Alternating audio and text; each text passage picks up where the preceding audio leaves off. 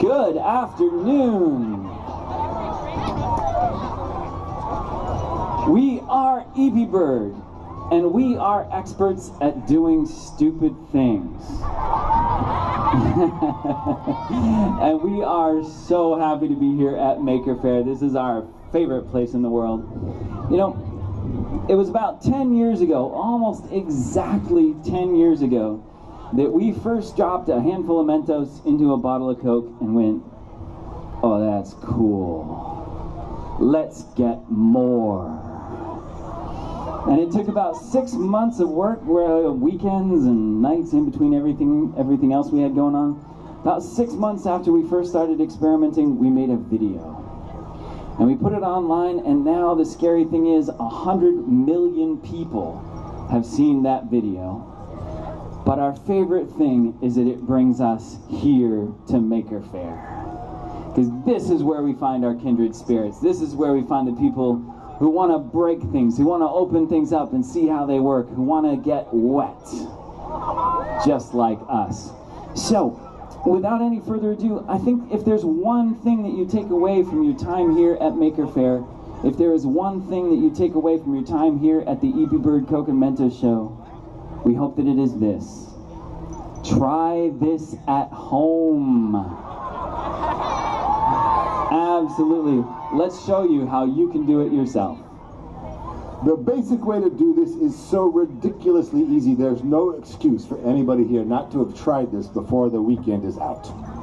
All you need is a piece of paper and a playing card or a business card, and you just roll that piece of paper up into a tube and put the playing card or the business card on the bottom of the tube, and then drop 5 Mentos candies into the tube, and that playing card will hold them in place. So when Fritz puts that whole assembly over the mouth of the bottle, and then when he pulls that card out, the Mentos will drop in, and we'll get that nice geyser effect. I think those of you who were here a few minutes ago saw that we try and put them in by hand. Once you have 4 or 5 Mentos, you can't get them all in fast enough. But when you use this very simple method, it works like this. 3, 2, 1, pull. And what's the most important thing? Arms up. So that is so ridiculously easy. There's no excuse for anybody here not to do this before Sunday afternoon. Now, we can't use that paper tube method when we have 108 bottles. So if you look, you probably have noticed there's a little white tube on top of each of the bottles on the stage. That's just a piece of PVC that we put together at the EP Lab.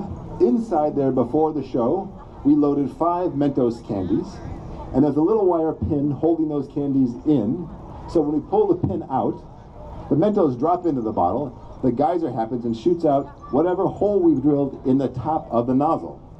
So that way we can time them all, we can hold the Mentos where they need to be to the exact right moment. Now this one I can tell because it has a black stripe, means it has a 1/2 inch hole, and that makes a geyser that looks like this. 3, 2, 1, pull. Nice.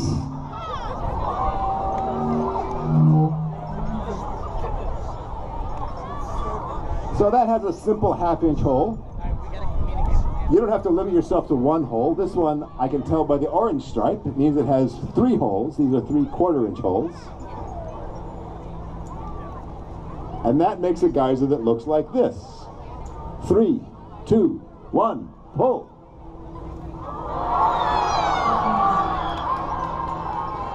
Yes. And you don't need to limit yourself to round holes. You can put whatever shape you want. You can shape the soda in whatever shape you think will look cool. This, we just took a hacksaw to the top of the nozzle and cut a slot across the top. And that looks like this. 3, 2, 1, pull. Oh, the wind is blowing right at me. Yes. So you guys are makers. You should make these kind of nozzles, and that's not that hard to do either. It's just PVC and a bottle cap, and there's one secret trick we'll tell you about. Yeah, if you want to make these nozzles yourself, it took us a long time to find the right kind of glue. So the tube and the top of the nozzle are both made out of PVC plastic. So PVC cement works great. But to attach the tube to the bottle cap is two different kinds of plastic, and that's very tricky. So here's what you're gonna need. You're gonna need some 3M Scotch-Weld DP8005 structural plastic adhesive. Yes, indeed. Give it up for DP8005. I can see some of you writing that down.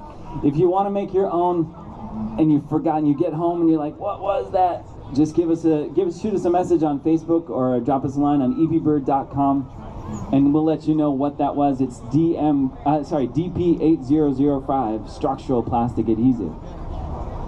But being makers, you're not going to stop there. You can put whatever top you want on your geyser nozzles. That's just a sprinkler from Home Depot. And of course, they make all different kinds of sprinklers. We just have these two in the show, but when you guys make your own, be creative. Let us know what you do, too. Send us pictures. Now, the biggest question we get asked is, what causes this crazy reaction? What is it about the combination of Coke and Mentos that causes this explosive reaction? And you'd think that it would be a chemical reaction. You'd think it would be primarily the ingredients of the soda and the candy that would make this possible. But in fact, it's primarily a physical reaction. It's primarily a physical reaction called nucleation.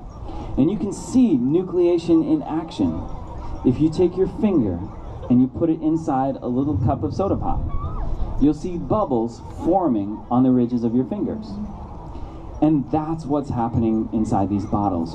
It turns out that with all this carbon dioxide saturated inside the liquid of the soda, it is under pressure, it is trying to escape. And it will grab onto anything bumpy it can find, like the ridges of your finger.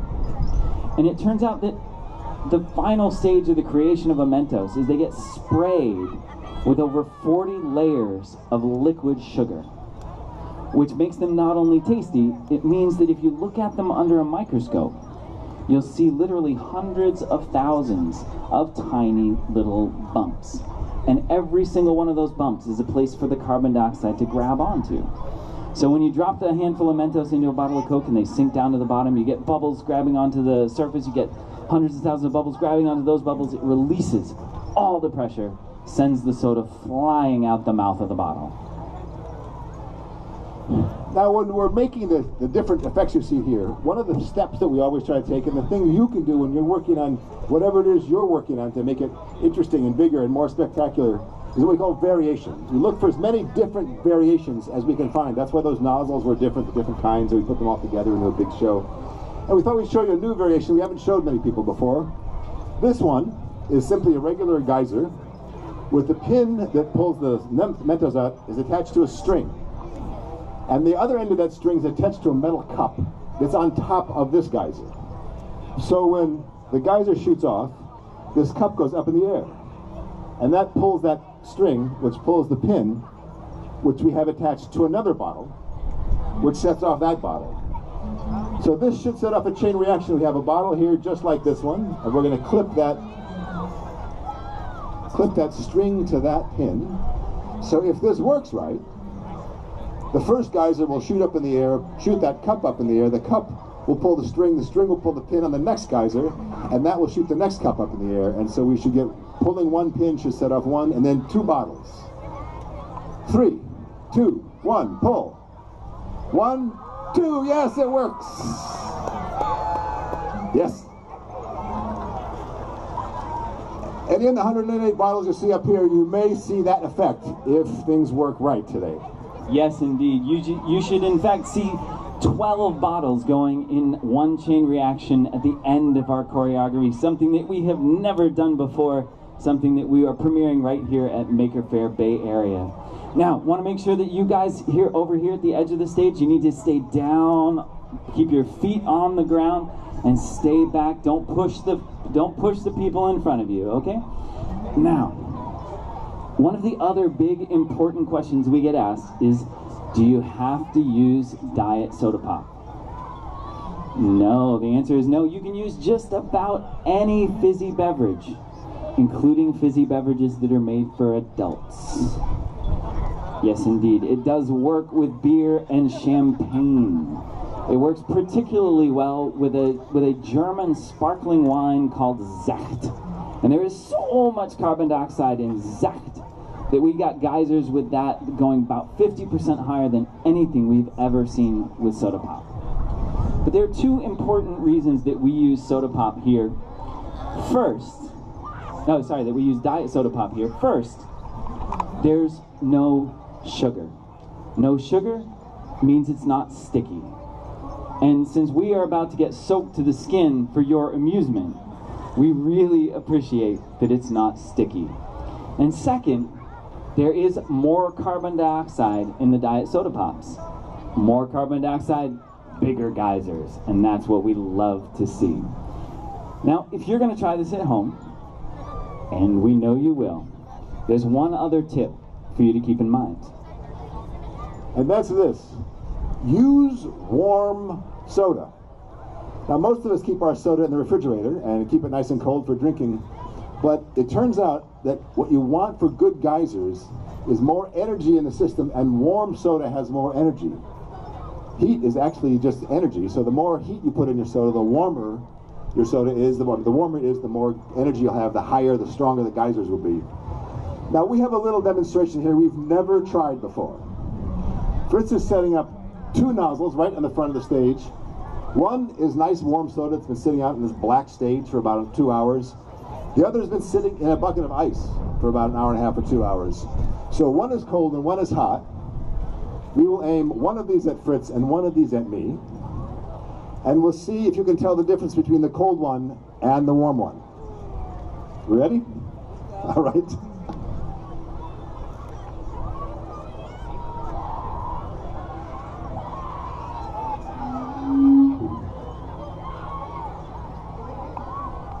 Three.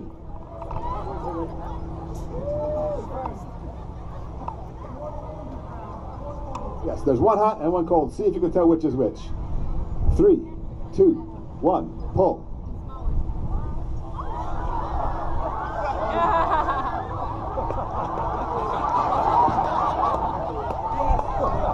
The only difference there is temperature. So when you make your own geysers, make sure to use warm soda, or you'll get something as pathetic as the one that shot at me.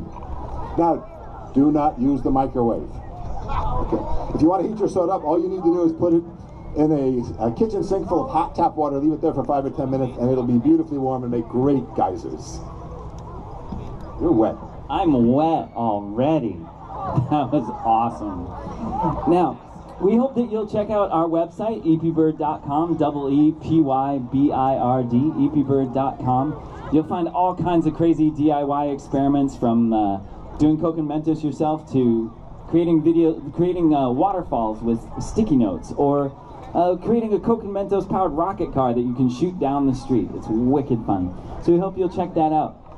Now, in just a couple of minutes, up on this stage, there will be 108 bottles of Coke Zero. There will be about this much liquid left in each bottle. It will be flat, it will be warm, and it will have a slightly minty aftertaste. If you would like a souvenir of your time here at Maker Faire, if you'd like a souvenir of your time here at the Eepybird Coke and Mentos show, just wait about 5 minutes after the show, and up at the front corners we will have 108 bottles to give away. There are slightly more than 108 of you here today, but we will have 108 to give away about 5 minutes after the show. So, I think we're just about ready. Are you guys ready? Awesome. All right, make some noise for Maker Faire, and let's make a big mess.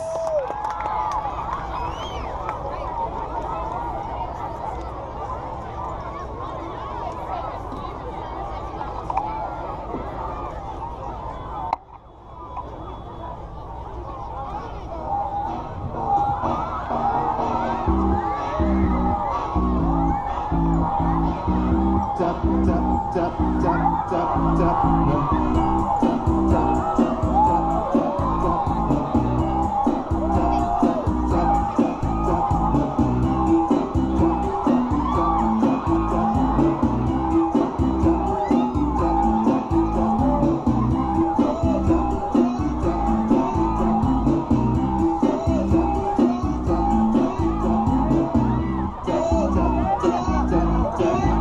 Good.